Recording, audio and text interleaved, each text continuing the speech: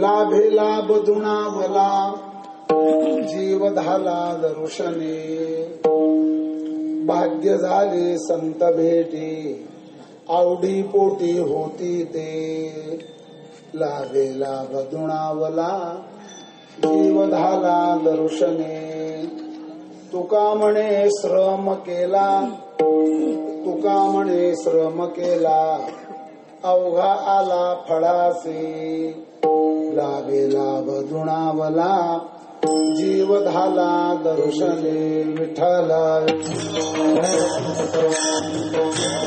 संसप्त मूल छटाम अच्छिन्नामर संकटाम मकपटाम मध्यस्थ गोदा तटाम सीता सन्निकटाम सलक्ष्मण भटाम वामांग टूनोत्कटाम रामाख्याम प्रगटाम कृतोट्ट जनटाम देवीं भजे टव्यटाम वेदानुद्धरते जगन्ति वहते भूगोल मुद्बिभ्रते दैत्यं धारयते बलिं छलयते क्षत्रक्षयं कुरुवते पौलस्त्यं जयते हलं कलयते कारुण्यमातन्वते म्लेच्छान् मूर्छयते दशाकृति कृते श्रीकृष्णाय तोभ्यं नमः। मस्तक हे पायावरी त्या वारकरी संतांच्या भाव भाग्य गाठी धन त्या नमन जीवासी बर्वे देशावर झालो काय बोले बोलावे। माऊलींच्या दरबारमध्ये सद्गुरु जोग महाराजांच्या दरबारमध्ये हा जो अभंग म्हणून दाखवलेला आहे जगद्गुरु तुकोबाराय महाराजांच्या गाथेमध्ये 4046 अभंग 100 प्रकरण 4046 मध्ये संतपर प्रकरण म्हणजे कर्ज मागणीचं नाही। प्रकरण या शब्दाचा अर्थ होतो विभाग। 100 प्रकरणामध्ये सगळ्यात महत्वाचं प्रकरण संतपर। रामायणामध्ये सुंदरकांड, भागवतामध्ये दशमस्कंध, ज्ञानेश्वरीमध्ये 9वा अध्याय, तसंच गाथेमध्ये संतपर अभंग 227 आहे। 989 चरण आहे। 34 मिनिटात त्याचं पारायण होतं। त्यामध्ये सर्वच यापूर्वीचे अभंग कीर्तनकार मंडळींनी घेतले ते संतपरच घेतले। त्यांच्याच पावलावर पाय ठेवून संतपर अभंग निवडलेला आहे। कारण हा उत्सव जो आहे सद्गुरु जोग महाराजांचा आहे। पहिलाही उत्सव झाला, आता हा दुसरा उत्सव आहे। उत्सव आनंदाचं प्राकट्य, त्यामध्ये ही सेवा गुरुबंधूंनी माझी ऑर्डर कशी दिली मलाच कळत नाही। काय पुण्य राशी गेल्या भेदोनी आकाशी, काय योग असेल मला सांगता येणार नाही। वारकरी शिक्षण संस्था स्थापन करून 102 वर्ष आणि 10 महिने जवळजवळ झालेले आहे। त्यामध्ये महाराजांचा हा एक उत्सव पार पडला, हाही उत्सव आहे। आता या उत्सवामध्ये गुरुवर्य बाबा माझ्या उजव्या बाजूला बसलेले आहेत। आनंद वाटला, समाधान वाटलं, सद्गुरु सारिका असता। पण प्रसंग असा वाटतो शंकर भगवंताच्या मंदिरात गेल्यानंतर नंदी वर राहतो, महादेव खाली राहतात। काहींच्या ध्यानात आलं का नाही मला काय सांगता। आता कसं काय बोलावून कसं कीर्तन करा। ठीक आहे, झालो सन्मुख तो कैसा, एवढंच बोल। पुष्कळ तिथे मंडळी आहेत, प्रत्येक जण आपापले साधना करतायत। ही साधकाची भूमी आहे। आळंदी म्हणजे कामपिल्ली तिचं नाव आहे, साधकाची भूमी आहे, ब्रह्मचार्याचा आखाडा आहे। सगळेच वक्ते आहेत तिथे, काय बोला। कोणीतरी एकाने उठून कीर्तन करावं। समोर बसले जाधवजी महाराज बसले, डॉक्टर साहेब बसले, पूज्य श्री काही चतुर्थ आश्रमातली संन्यासी मंडळी बसली। आता काही एक एक नाव घेणं शक्य नाही। भाऊ, मी त्यांना भाऊच म्हणतो। लहानपणापासून आळंदीत असताना मी 71 साली पाठाला बसलो आणि भाऊ 70 साली पाठाला बसले। आमचं तसंच प्रेम राहिलं। मी वयाने जरी मोठा असलो ते कार्याने मोठे आहेत। काय बोलणं त्यांना आवडणार नाही।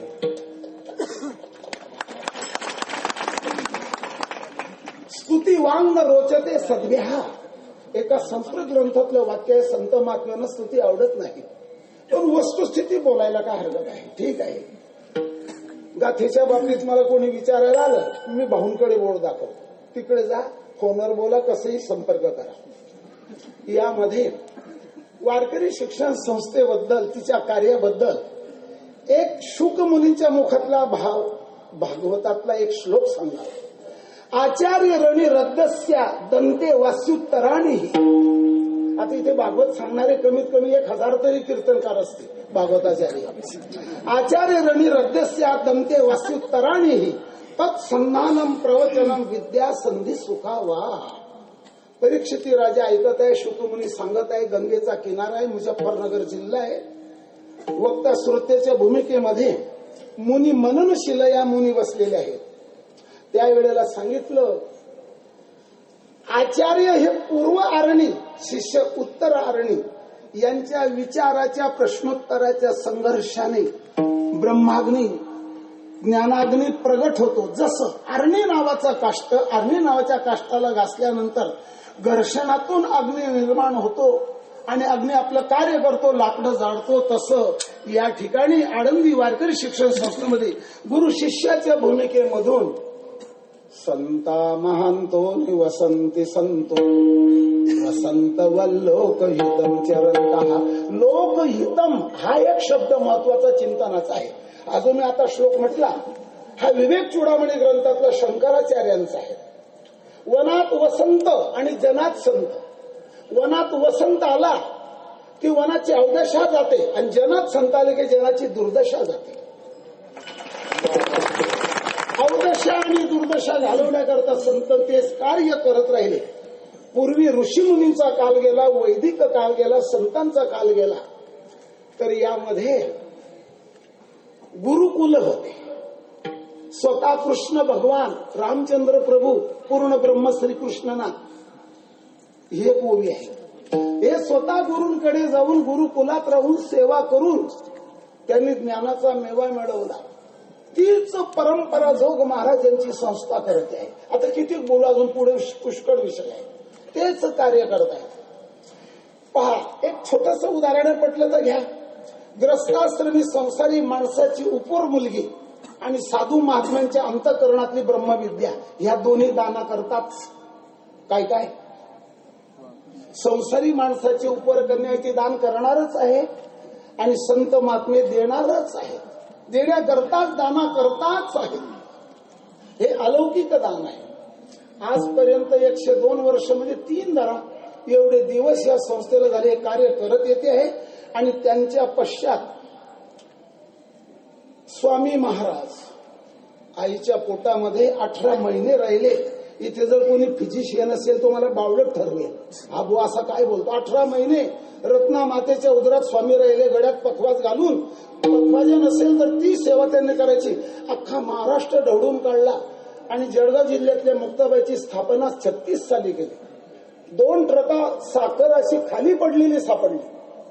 तिथलं तेच कार्य लक्ष्मण महाराज, मारुती महाराज, मामासाहेब तेच कार्य करत करत माऊली बाबा, तुकाराम बाबा, खेडलेकर ही मंडळी, बरीच मंडळी, आता किती किती नाव सांगायचे. आणि तेच कार्य पुढे ढकलणारी मंडळी वैकुंठवासी आजे गुरु शांताराम गुरुजी, त्यांच्या फोटोचं दर्शन घेऊन आलो. आणि शांताराम गुरुजींची भाषा वेदांत प्रचुर भाषा. ज्यांनी त्यांचे कीर्तन प्रवचन ऐकले असेल ते तृप्त, पण नुसतं लिखाण ऐका वाचा. तदनंतर माऊली बाबा, खेडले झुंग्याचे माऊली बाबा, तुकाराम बाबा, मोठे बाबा, गुरुवरे नरसिंह बाबा, गुरुवरे भोले बाबा, गुरुवरे वैद्य बाबा. वैद्य बाबांची तर मला इतकी आठवण येते. म्हटलं बाबा मला पखवाज शिकायचं आहे. काय पखवाज शिकवर म्हणे तू. म्हटलं काय करू मग. म्हटलं पाठाचा अभ्यास कर. म्हटलं पाठाचा अभ्यास करून मला वेळ उरतो, ज्ञानेश्वरी पाठ कर. त्यांचं वाक्य खरं झालं का नाही झालं ते भगवंताला माहित आहे म्हणा. बाबा रागून बोलले ज्ञानेश्वरी पाठ कर. त्यांचं वाक्य मी ऐकलं. त्यामध्ये गुरुवर्य मधुकर बाबा, निकम बाबा, अजूनही काही विद्यमान मंडळी आहे. एक नाव मागे पडलं, गुरुवर्य सुपडू बाबा. 4थ्या वर्षाला ज्ञानेश्वरी सांगायचे, तत्सदृश्य ओव्यात त्या सारख्या विषयाच्या ओव्या 1% ज्ञानेश्वरी ठेवून ते लिखाण करायचे आणि त्या काही मालिका त्यांनी प्रस्तुत केल्या 4थ्या वर्षाला. अजून कोणी नाव सुटलं असेल, गुरुवर्य मोठे बाबा. आणि त्या ह्या सगळ्या मंडळींमध्ये भीष्म पितामह 3 वाजेला उठून मी स्वतः दरवाजाच्या फटीतून भाऊसाहेबांना पाहिलेलं आहे. पिवळी शाल, झिरोबल लावलेला आणि माळ जप करताना भाऊसाहेबांना मी स्वतः पाहिलेलं आहे. भाऊसाहेबांचा एक एक विषय काय सांगायचा तुम्हाला आता. ऋषीच होते, मुनीच होते. मननशील या मुनया. ऋषी वेदाच्या रुचा तयार करतात. अनेक विषय आहेत, अनेक गोष्टी आहेत. आता आम्हाला आशीर्वाद देण्याकरता, दर्शन घेण्याकरता आणि बाबा आहेत आणि बाबांची प्रेरणा आजही आहे. आणि तेच कार्य गुरुवर्य दादा म्हणजे संदीपान दादा, नाना आणि आताची शिक्षक मंडळी यांच्याबद्दल एकच चरण म्हणावं नामदेव महाराजांचं, म्हणजे मलाही समाधान होईल, तुम्हालाही. चरणच म्हणून टाकतो. अकल्प आयुष्य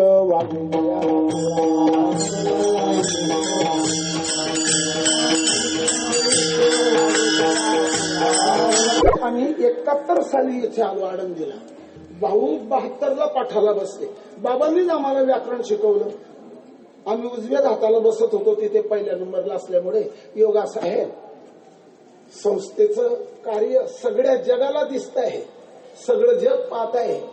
आणि जगात आज अशी एक शाळा नाही की असं निरपेक्ष कार्य करताय ऋषी मुनींच्या पावलावर पाय ठेवून. मग माझा काय संबंध आला विद्यार्थी दशेत, तर मला नाद बाबांची अशी प्रेरणा झाली. ती एक ओळी म्हणावीच. समर्थाच्या म्हणजे मोठा राजाचा राजा, समर्थाच्या पात्राजवळ, मोठ्या राजाच्या पात्राजवळ एखादा श्रीमंत माणूस शेठ सावकार येऊन बसेल का जेवायला?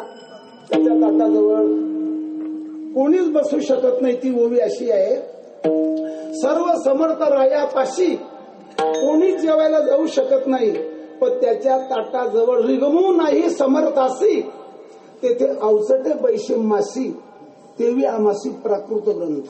राजाच्या ताटाजवळ कोणी जाईल का? कोणी जाऊ शकत नाही, पण पट्टकन माशी जाते आणि तिथला स्वाद घेऊन पडून जाते. तसं मी काहीतरी स्वाद घेऊन गावाकडे पडून गेलो.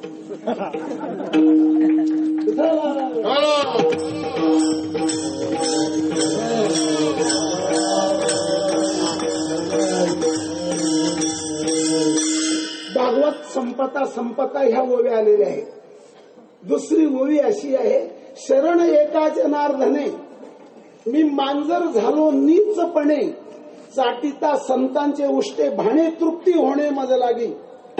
तर संत महात्मे जीवन गेले, त्यांचं राहिलेलं ताट चाटण्याकरता जशी मांजर येते, नाथ बाबा म्हणतात जनार्दन स्वामींचं ताट चाटलं मला ते प्राप्त झालं, त्याचप्रमाणे मी मांजर झालो नीचप्रमाणे पोपट वाकासारखेडकर मी. आणि ते जे खरकट मिळालं त्यातलं काय देऊ तुम्हाला?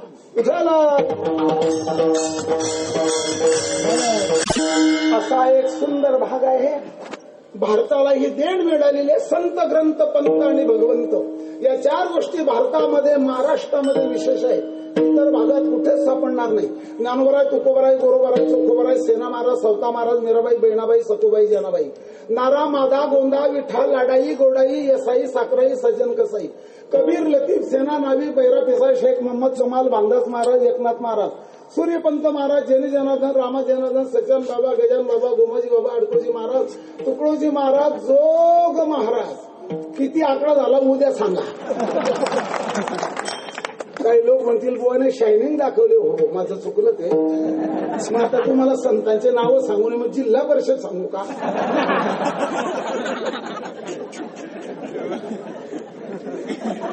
ऐका, पुण्यवंत व्हावे घेता यातलं दररोज भारतातल्या नद्या, भारतातल्या संतांची नामावली गावी. तुका म्हणे पापेन जाती. हे ऋषी मुनींचं कार्य चालत आलेलं आहे. त्यांच्या अभंगाप्रमाणे वागण्याचा प्रयत्न करू, ही खरी गुरुदक्षिणा आहे.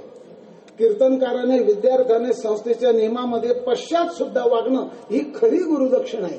बाकीची खोटी असं मी म्हणणार नाही, पण ज्याने ज्याने आपापल्या परीने पाहावं. विठाला अभंगाकडे सुद्धा वळलं पाहिजे. हे पहा, संसाराकरता एक वाक्य बोलतो आणि परमार्थ करता एक वाक्य बोलतो. संसारामध्ये श्रम वैफल्य आहे आणि परमार्थामध्ये श्रम साफल्य आहे. काय काय श्रम साफल्य, श्रम वैफल्य? जिथे श्रम वैफल्य आहे त्याला संसार म्हणावं, आजे गुरु शांताराम गुरुजींची भाषा आहे. ज्याच्या श्रम साफल्य आहे त्याला परमार्थ म्हणावं. काय श्रम साफल्य आहे, काय श्रम वैफल्य आहे आपल्या लक्षामध्ये येईल. जिथे श्रम केले पण फल काहीच मिळालं नाही, हे श्रम वैफल्य आहे. आता काही व्यवहारातली उदाहरणं सांगावीच लागतात. व्यवहार परमार्थ कळण्याकरता, पटण्याकरता उदाहरणं. यंदा जवळ 6 महिने पावसाळा झाला आणि 4 वेळा कांद्याची पिकं नष्ट झाली. 4 वेळा शेतकरी लावतच राहिले, कांद्याचे भाव चढतच राहिले. हा एक निसर्गाचा ढासळलेला एक प्रकार आहे. आता पुन्हा 5व्यांदा कांदा लावला, त्याला 5 लाखाचा कांदा झाला. हो 5 लाख पेमेंट घ्यायला गेला आणि बाकी त्यांचे कांदे सडून गेले पावसाने. ज्यांचे सडून गेले त्यांचं नुकसान झालं. ज्याला 5 लाखाचा कांदा झाला त्याचे 5 लाख घेऊन व्यापारी पडून गेला. ज्याला पिकला नाही आणि ज्याला पिकला ते काय झाले? कारण मी बोललो व्यवहारातलीच उदाहरणं सांगावी लागतात. आता कुठून आणायचं कुठलं उदाहरण? श्रम वैफल्य. आणि तरी सुद्धा लोकांना श्रम वाटत नाही. संसारी माणसाच्या जो श्रम आणि भ्रम दोन्ही राहतात. मुमुक्षुचा श्रमही जातो आणि भ्रमही जातो. नामधारकाचा भ्रमही जातो, श्रमही जातो. कामामध्ये काम काही म्हणा, राम राम जाईल असे चरण सांगितले जातात, असं चिंतन मांडलं जातं. जाईल भवश्रम. आता इथे श्रम जन्म मरणाचा घ्यावा, बाकीचे श्रम मी सुद्धा काल थकून आलो. विश्रांतीने श्रम जातो पण भ्रम राहतो. ठीक आहे. आणि संसारामध्ये जिथे जाल तिथे प्रदर्शन, आणि जिथे प्रदर्शन तिथे आकर्षण. आपोआप लोक आकृष्ट होतात. काय आकृष्ट होतील काही सांगता येणार नाही. जिथे प्रदर्शन तिथे आकर्षण आणि जिथे दर्शन तिथे समाधान. या अभंगामध्ये आहे आपलं चरण जीव झाला, त्या दर्शनाने जीव झाला असं आहे. संत महिमा सांगत असताना 7-8-10 प्रकाराने सांगितलं जातं. जसा प्रसंग पुढे येईल तसं बोलूच पुढे. मग आता श्रम वैफल्य आहे. जेथे जावे तेथे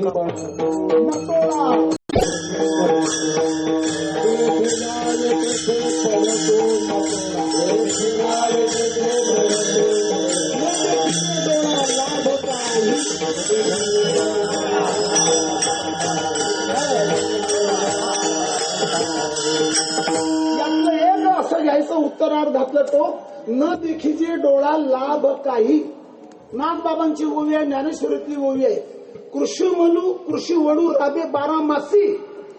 त्याच्या पिकाशी धोका, त्याच्या पिकाला इतका धोका आहे. माझ्या माहितीप्रमाणे सांगतो तुम्हाला, कमीत कमी 60 ते 70 प्रकारे सगळं श्रम वैफल्यच आहे. तुम्ही किती जा किती राबा. जी हलकी शेती राहते तिला बरड्याची जमीन म्हणतात. बरड मराठीमध्ये त्याला काही भागात बळलं म्हणतात. आयरणी भाषेत बळलं म्हणतात. आयरणी मराठीची पोट भाषा. पिकलं बळलं, भरलं पडलं, काय पदरात पडलं ते दिवाळीला कळलं. श्रम वैफल्यच आहे. आणखी आहे का? पुष्कळ प्रमाण आहे. पुष्कळ प्रमाण आहे. जवळजवळ गाथेचे 19,300 चरण आहेत. गाथा मंदिराच्या गाथ्याप्रतीप्रमाणे. आता सगळंच सांगितलं पाहिजे असं काही नाही. एक गोष्ट अतिशय महत्वाची आहे. श्रम वैफल्य तरी जीवाला श्रम वाटत नाही. काय की जे शेणूची होय गोडू एका. ज्ञानेश्वरीतली उभे शेणच गोड वाटतो त्याला.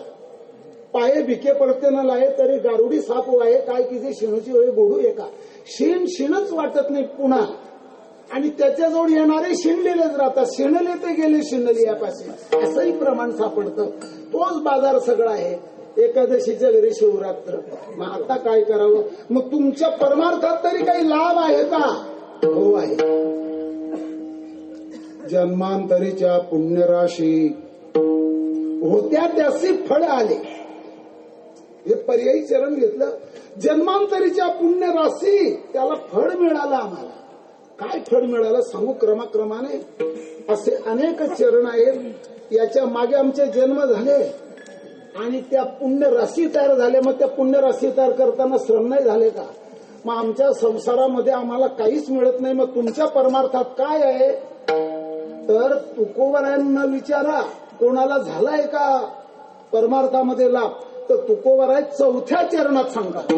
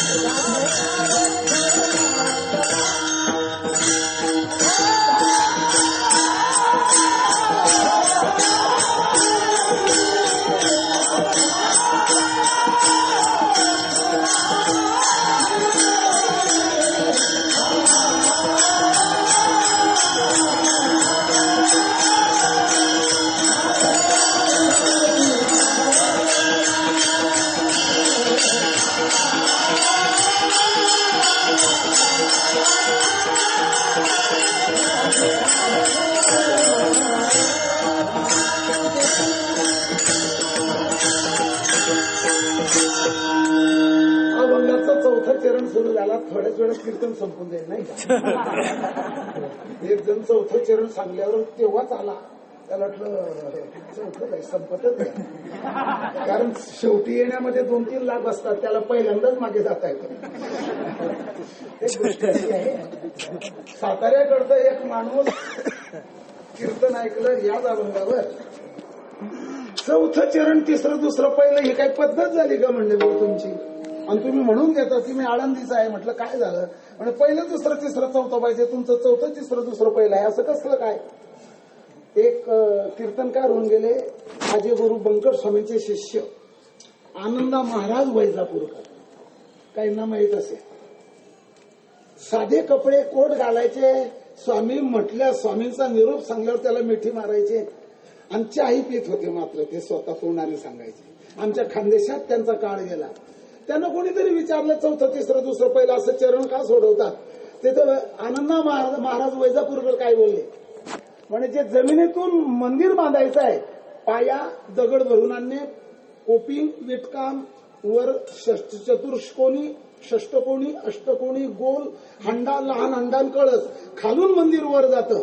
पण जिथे अखंड दगड आहे, कैलास लेणं, अजिंठा लेणं यासारख्या पहाडामध्ये जर मंदिर करायचं तर खालून करणार का वरून? आनंद महाराज त्या माणसाला विचारतात, म्हणजे वरून खाली यावं लागतं. मग जशी भूमी असेल तसं मंदिराची जडणघडण होते. महाभंगाची जशी भूमिका असेल तसं बांधलं जातं.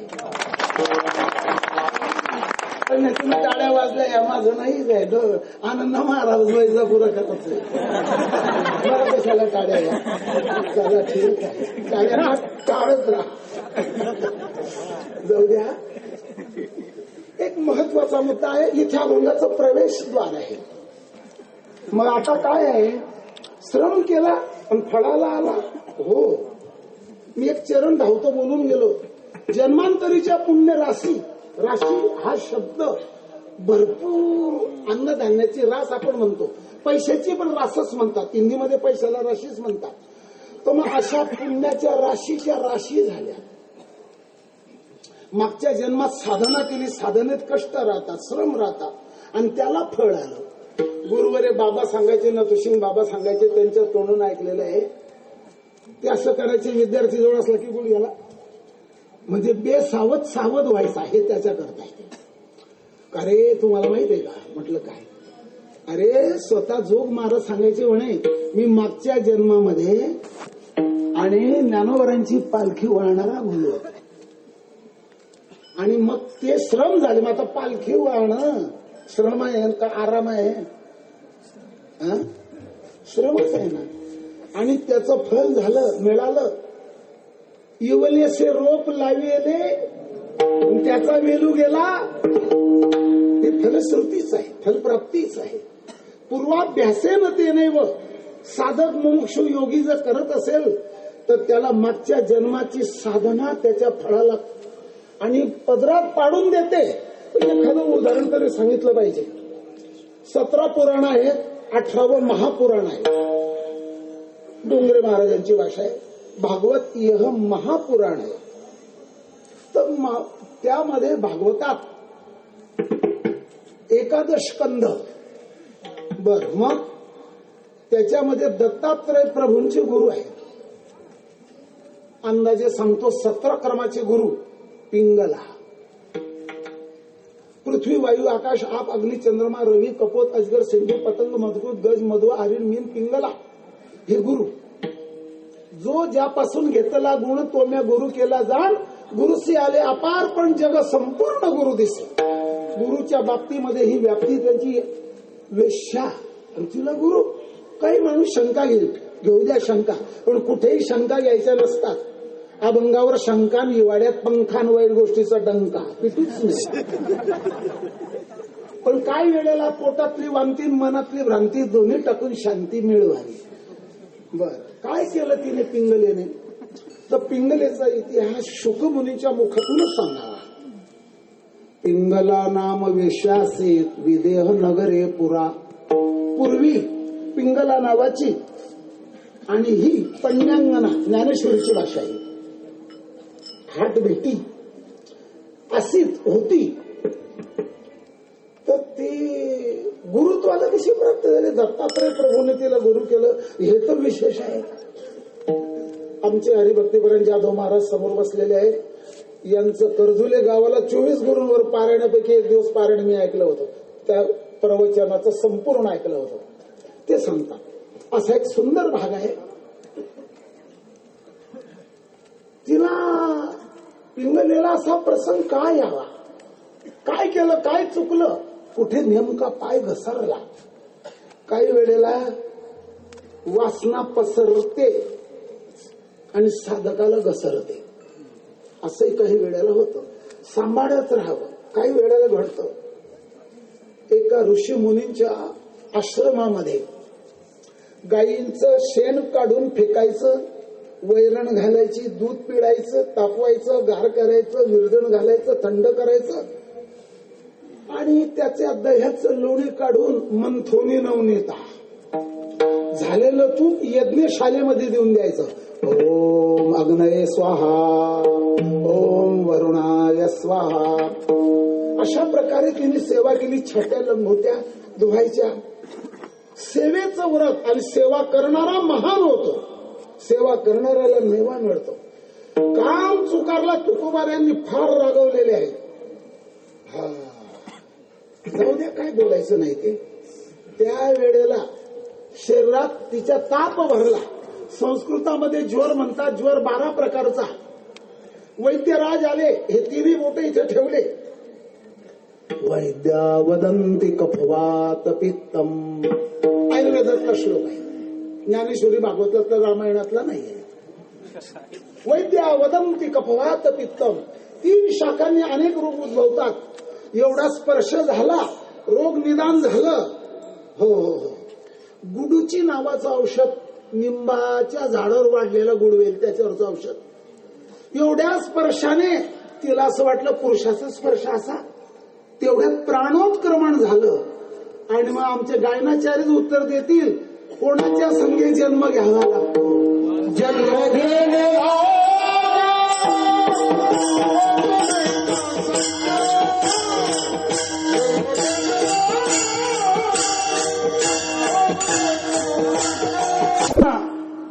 आणि शुभ वासना असा फरक आहे. पण इथे संबंध नाही त्याचा. जन्म घेणे लागे वासनेच्या संगे. आणि मग आता तिचं ते कार्य तुम्हाला पुढचं कळालं. अशा ओव्या लिहिलेल्या आहेत. संकेत्य या पदावरच्या ओव्या वाचा तुम्ही. मी सांगू शकत नाही त्या ओव्या. संकेत्य ह्या पदावरच्या ओव्या आहेत. संकेत कशी करायची ते. त्या वेळेला कोणीच पुरुष आला नाही. रात्र झाली, संध्याकाळ झाली, रात्र झाली, मध्यरात्र झाली. आणि मग ती म्हणायला लागली, धिक्कार असो माझ्या ह्या जीवनाला. माझ्या हृदयात सुखाचा झरा असणारा परमात्मा, त्याची मला ओळख झाली नाही. संतम समीपे रमणम रतिप्रदम वित्तप्रदम नित्यमिमं विहाय अकामदम दुःख भयादिशोकम. अकामदम दुःख भयादिशोकम मोहप्रदम तुच्छ महम भजेज्ञा. मोहाला वाढवणार तुच्छ अशा विषयाच्या नादी या स्त्रैण पुरुषांकडे जर सुख राहिलं असतं ते माझ्याकडे कशाला आले असते. आणि माझ्याजवळ जर सुख राहिलं असतं तर मी यांची वाट कशाला पाहिली असती. विचार चंद्राचा उदय झाला आहे तसा एक ग्रंथ. काय झालं ते चिंतित होते विषयासी. नाथ बाबांच्या ओव्या आहेत. कैसे वैराग्य उपजले तिसी विटली त्या विषय सुखासी छेदक आशेसी वैराग्य. गुरु प्रकरणामध्ये वाचायावं. साधका करता फारच सुंदर आहे. मुमुक्षु साधक जिज्ञासू. त्या विटली विषय सुखासी छेदक आशेसी वैराग्य. वैराग्य निर्माण झालं. अजून एक ओवी आहे. पुष्कळ ओव्या आहेत तशा. आता कोणत्या कोणत्या म्हणाल्या. बरं, काही हरकत नाही. ती पुन्हा म्हणते. तिच्या अंतःकरणामध्ये सद्विचाराचा उदय झाला आणि त्या उदयामधून नाथ बाबा म्हणतात, बोध गबस्ती उगवला. एकच श्लोक घेतलं मी त्या ओवीचं. बोध गबस्ती. गबस्ती म्हणजे सूर्य. हा, असं व्हावं. नवल उदयला चंडांश एवढं श्लोक घेतलं. 16व्या अध्यायातलं टोक आहे. मग आता तिने त्या विषयाची निंदा केली. अनुतापयुक्त जीवन, अनुताप अंगी अग्नीची या ज्वाळा, नाही अनुतापी पांघरे दिशा. तुकोबारांची ऐसा अनुताप वाहता तव वैराग्ये तयाच्या हाता. असा अनुताप वाहताना वैराग्य प्राप्त झालं. पश्चातापेन शुद्धता. पश्चाताप झाला, वैराग्य झालं, त्याच्याने शुद्धी झाली. मावळली अविद्येची राती, अविद्येची रात्र मावळली. मग आता अविद्येची रात्र मावळली, बोध गवस्ती उगवला आणि सुखम सुश्वाप पिंगला. शुकमुनी आशाई परमम दुःखम नैराश्यम परमम सुखम यथा संचित्य कांताशा सुखम सुश्वाप पिंगला. सुखाने झोपली, तिला तो बोध गवस्ती उगवला, तिला ते ज्ञान झालं. पण मग असं कर्म करणाऱ्या बाईला असं ज्ञान होणं, असं बोध होणं, बोध गवस्ती उगवणं हे शक्य आहे का? मग याच्या करता सांगावं लागतं तिच्या मागच्या जन्माची साधना तिला कामाला आली. असं आहे, ती साधना फलद्रूप झाली. पूर्वाभ्यासेन ते नाही होत असं आहे. जोग महाराजांचं उदाहरण आम्ही तुम्हाला सांगून टाकलं. तर त्यामध्ये हे श्रम साफल्य आहे, जे मी सुरुवातीला प्रस्तावनेमध्ये बोललो अभंगाच्या. हे श्रम साफल्य तिच्या जीवनात झालं. मग तसं श्रम साफल्य साधकाच्याही जीवनामध्ये व्हावं. मग त्याच्याकरता त्याने थोडस सांभाळलंच पाहिजे. नाही तर मग पुढे अति झोप, आयुष्याचा लोप, काळाचा कोप म्हणून मर्यादित झोप. हे कुठल्याच धर्मग्रंथातलं नाही. मेडी इन कासार खेळायचं जाऊ द्या, ते विसरून मला तसं बोलायची सवय पडली, ती काही एकदम जातच नाही दिसतो. पण कमी झोप त्याचाही आरोग्याचा लोप असंही आहे. साधकाचे नियम जे आहेत, बाहूंच्या मुखातून कुठल्या प्रवचनात ऐकलंय मी, संभाजीनगर जिल्ह्यामध्ये ते सांगत होते, साधकाची दशा उदास असावी. त्यांच्या मुखातून ऐकलेल्या सांगण्याचा वेळ बराच झालेला आहे. तुका म्हणे श्रम केला ना अवघा आला फळासी. मला फलप्राप्ती झाली, फलश्रुती मिळाली आणि श्रम साफल्य माझ्या जीवनामध्ये झालं. काय मिळालं? काही पदरात पडलं का उगाच सांगतायत? शेतकऱ्याचं कसं होतं? शेतकऱ्याचं कुळवाडी रिणे दाटली, करव्याध्यातली उभी आहे. कर्जाने शेतकरी दबला जातो. शेवटी काय वाईट होतं त्याचं? कुळवाडी रिणे दाटली, वाकुड्या ढोरे बैसली, सगळं अपयशाचंच जीवन त्याचं राहतं. तसं तुम्हाला यश काय मिळालं? काय पदरात काय पडलं? लाभांश. लाभांश लोकांच्या बऱ्याच ध्यानात राहतो. बोनस म्हणतात त्याला. तर महाराज सांगतात तिसऱ्या चरणात, भाग्य झाले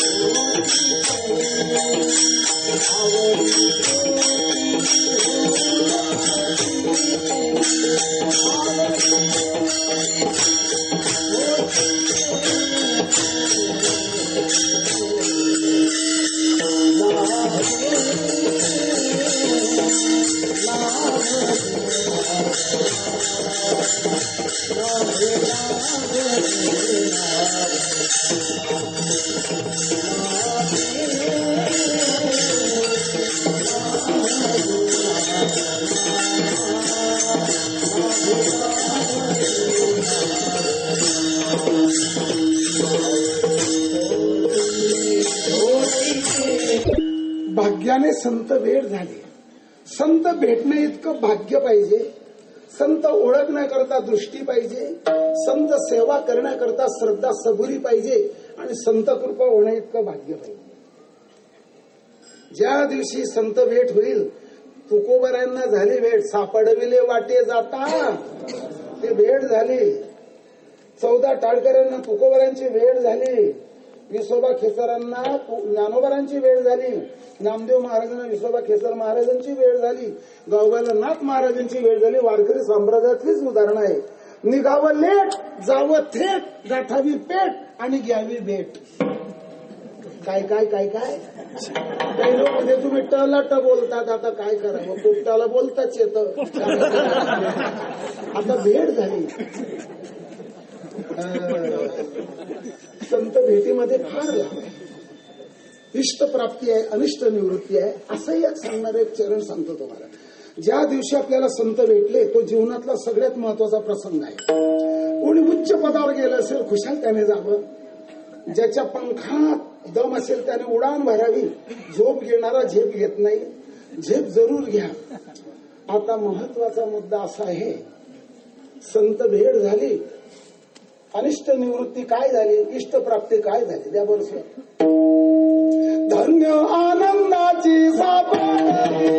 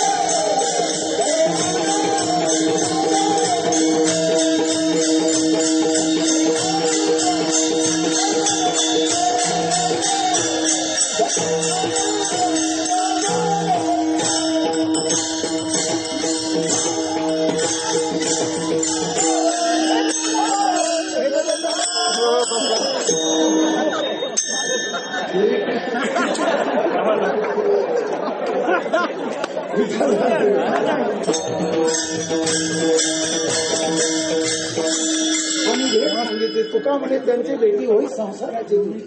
आता म्हणा अनिष्ट निवृत्ती काय झाली, त्यांनी फेडीला बुद्धीचा मळ, मन विक्षेपादी दोष घालवले म्हणजे माझ्याकडून साधना करून घेतली असं आहे.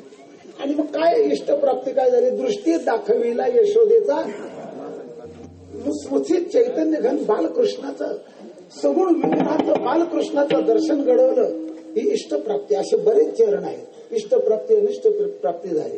काय तयारी करावी लागेल का, हो करावी लागेल. पूर्व सुकृताचा पूर्ण आणि दास सद्गुरूचा ही तयारीच आहे. करा आता ज्याला जमेल ते. प्रपंचाला विटावं, कुसंगतीतून सुटावं, संतांना भेटावं आणि आत्मधन लुटावं. आणि नाही जमलं तर उखळामध्ये डोकं कुटावं. तयारी करा, एवढं ध्यानात ठेवते, बाकीचं सोडून द्या. भेटले संत, अनेकांना संत भेटल्याचा उल्लेख आपल्या वाङ्मयामध्ये आहे. काहींना ओळखीला झाले नाही. दुर्योधनाला विदुर काका ओळखीला झाले नाही, तो काकाच मानत आला. कृष्ण भगवंतालाही ओळखलं नाही. सगळंच त्याच्याजवळ होतं, चातुर्य होतं, चतुर होतं, चातुर्य होतं, सगळंच होतं, पण ओळखता आलं नाही. काही माणसाला सोनं ओळखता येतं, काही माणसाला कपडा ओळखता येतो, काहीला माती ओळखता येते, काही लोकांना मानसशास्त्र सायकॉलॉजीद्वारा गुन्हेगाराचा चेहरा ओळखता येतो. या सगळ्यांना संत ओळखता येत नाही. हे कोणी तसं जर पाहिलं तर एक विचित्रच आहे. बाहुंनी सांगितलं ते उदाहरण कुत्र्याचं. कुत्र्याला चोर ओळखता येतो, पण संत गेला ते कसं ओळखता येईल त्याला, त्यालाही ते ओळखता येत नाही.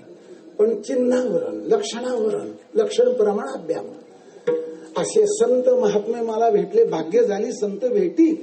आवडी पोटी होती ते पोट. पोटात आवड कुठे असते, अंतःकरणात. असा अर्थ करावा लागेल. अंतःकरणामध्ये आवड होतीच म्हणून त्यांची भेट झाली असं आहे. त्यांच्या भेटी संध्याच्या गाठी तुटतात. भिद्यते हृदय ग्रंथी छिद्यंते सर्व संशय. सर्व अनर्थ निवृत्तीपूर्वक परमानंदाची प्राप्ती करून देतात असं आहे. जगामध्ये पुष्कळ ज्ञान आहेत. इतिहास, भूगोल, नागरिकशास्त्र, हिंदी, मराठी, इंग्रजी, गणित, भरपूर ज्ञान आहे. Art line, science line, commerce line, काही आर्टच माहित राहतं, कारण ते शेतकऱ्याचं कार्ट राहतं, त्याला आर्टच माहित राहतं. त्यामध्ये भाग्य झाली संत भेटण्याकरता संतपर प्रकरणामध्ये 5 चरणाचा अभंग आहे. ऐसे ऐसे याने भेटती ते साधू. कशाने भेटतात? ज्यांच्या दर्शने तुटे भवबंधू. त्यांच्या दर्शनाची फलश्रुती भवबंध तुटतो. जे का सच्चिदानंद नित्यानंदू, जे का मोक्ष स्थिती तीर्थवंदुरे. आणखी पुढची चरण आहेत. मनी दृढ धरे विश्वास. काही लोक म्हणतात कुठपर्यंत विश्वास? जोपर्यंत श्वास तोपर्यंत विश्वास, असं आहे. हे याच्यात यमक आहे, अर्थाचं गमक आहे. फक्त ध्यानात ठेवण्याची धमक पाहिजे. मनी दृढ धरी विश्वास, नाही सांडी मांडीचा सायास. साधू दर्शन नित्य काढ, त्यास तुका म्हणे जो विकला जाणी वेसरे. अर्थ काम चाड नाही चिंता, मानामान मोह मिथ्या. वरते समाधानी जाणून नेणता, तया साधू भेट देती. तया साधू भेट देती, तया साधू भेट देती अवचिता रे. गंगेच्या काठावर काय झोपतात, झोपेमध्ये सुद्धा भेट देतात. भाग्यच आहे संत भेटणं, असं आहे. भाग्य झाली संत भेटी, आवडी पोटी होती ते, त्यांची भेट होणार. मग आता काय मिळालं हे सांगितलंच नाही तुम्ही. त्यांची भेट झाली, त्यांची भेट झाली, त्यांची भेट झाली. काय मिळालं? काय मिळालं? तर लाभाने लाभ द्विगुणित झाला. लाभे लाभ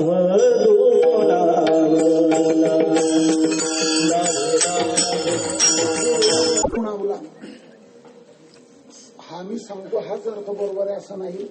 कदाचित दुसरे अर्थ असू शकेल. मनुष्य जन्म मिळाला, मनुष्य शरीर मिळालं, हे माझं मुख्य भांडवल आहे परमार्थाचं आणि संसाराचं. मग या लाभाने परमानंद प्राप्त झाला. लाभाने लाभ होणार. लाभ शब्द वापरण्यामध्ये हेतू आहे. लाभाची या सोसे पुढे चाली. हा, काही बँका व्याजाचे दर दाखवतात इतर बँकांपेक्षा जास्त. हा लाभ तुम्हाला होईल, पण ते पुढे काय होईल ते काही सांगता येत नाही. अख्ख्या भारतात महाराष्ट्रात जळगाव जिल्ह्यात 150 पतपेढ्या खला झाल्या लाभाच्या आशेने. परमार्थामध्ये लाभ आहे. हे तो एक संत ठाई.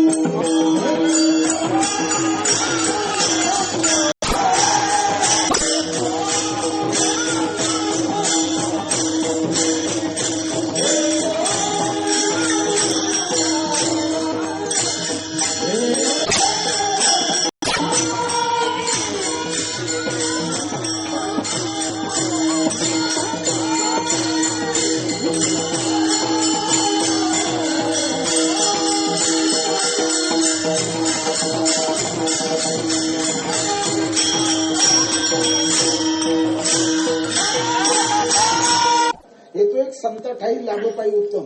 आणि तुका म्हणे संत सेवा याची देवा. पहिल्या चरणात शेवटच्या चरणात उत्तम उत्तम आहे. उत्तम सेवा करा, उत्तम लाभ मिळेल. ज्याने काही सेवाच केली नाही त्याला काय लाभ मिळणार आहे? हा, काही आहेत असे सेवात माहीतच नाही. सेवे करताच देह मिळालेला आहे. मात्र या संत सेवा पुष्कळ प्रमाण आहे. यामध्ये आमच्या संस्थेपासून सेवेचा आदर्श मिळतो. सेवा केल्याशिवाय कोण मोठं झालंय जगात. म्हणून तुका म्हणे संत सेवा न्यायची देवा उत्तम. सगळ्या साधनामध्ये उत्तम उत्तम सेवा आहे. मग लाभाने लाभ. आता हा जो मी अर्थ सांगतो हा बरोबरच असेल हे काही नाही, पण ज्याला जो माहिती असेल त्याने तो अर्थ घ्यावा. हे शरीर मूळ भांडवल आणि या भांडवलावर भांडवल अडवलं. एक मुलगा होता, त्याला पाहुणे खाऊला पैसे द्यायचे.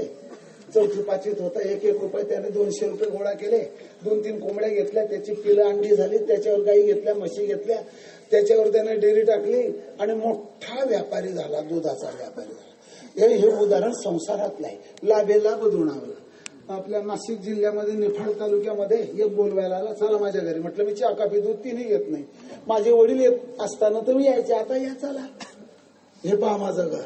कर म्हटलं जागा ओळखीची लागत नाही म्हणूनच तुम्हाला दाखवायला बोलवलं. माझी गाडी चुकवायला गेले. कौल्याचं घर पाडून टाकलं. 30 लाखाचं घर बांधलं. 10 लाखाची गाडी घेतली. या घरापासून माझ्या घरापर्यंत रोड बनवला. असं प्रत्येक याच्यावर कूलर लावला, अमुक लावलं. काय किती खर्च झाला? 70 लाख रुपये. काय बिझनेस? काहीच नाही. काय शेती पिकली? म्हणे काहीच नाही. मग हे कशावर आणले 70 लाख? म्हणे 10 एकर रानच विकून टाकलं. हा लाभ आहे का? काय म्हटलं त्या रानाचा शेतीचा काय भाव आहे? म्हणे 20 लाख रुपये. अरे 1.5-2 कोटीची जमीन तुझी 70 लाखात गेली. हा लाभ नाही. आळंदीला येऊन काहींच्या पदरामध्ये लाभ पडत नाही. काय करावं? मला एकच सांगायचं आहे, तिथे लाभ आहे ना, मग तिथे थांबलं पाहिजे. आपलं स्वतःच काय जो अहम असेल तो बाजूला ठेवून सेवा करत करत शबरीने सुद्धा वाट पाहिली, विश्वास ठेवला, सेवा केली, तिला फल मिळालं, पिंगलेला फल मिळालं. आपल्याला काय मिळणार नाही? मनी दृढ हरी विश्वास, लाभे लाभ दुणावला, जीव झाला दर्शने. त्यांच्या दर्शनात समाधान आहे. अगोदर बोललो मी, आलिंगनाचा महिमा, भेटीचा महिमा, नामाचा महिमा, दर्शनाचा महिमा, चरणाचा महिमा, कृपेचा महिमा आणि संगतीचा महिमा. आणखी सांगतात विद्वान मंडळी, गाता सोडवणारी मंडळी भरपूर सांगतात. तसं चिंतन आपल्याला मांडता येणार नाही. तर असं झालं माझ्या जीवनामध्ये त्यांच्या संगतीत. मज सुखतया अंकुरा वरी पडलिया पियुषोधारा. पियुष म्हणजे अमृत. थोडस पीक सुकायला लागावं आणि गोड अमृताचा पाऊस पडावा. अमृताची 7 वाकोडी लागो का अनुघडी. आणि ते पीक जसं तरारत, त्याच्या मुळ्या पसरतात, त्याच्या ठिकाणी हिरवळ शाद्वलता दिसून येते. तसं माझ्या जीवनामध्ये हे घडलं आणि मला समाधान मिळालं. लाभे लाभ दोणावला, जीव झाला दर्शने. संत दर्शनी आला सापडा. संपुष्ट हे हृदय पेटी. संपुष्ट म्हणजे देव ठेवण्याचं पात्र. मग आता तुम्हाला हा लाभ मिळाला, संत दर्शन झालं, अनर्थ निवृत्तीपूर्वक परमानंदाची प्राप्ती झाली. मग आता तुमची अवस्था कशी आहे? पहिल्याच्या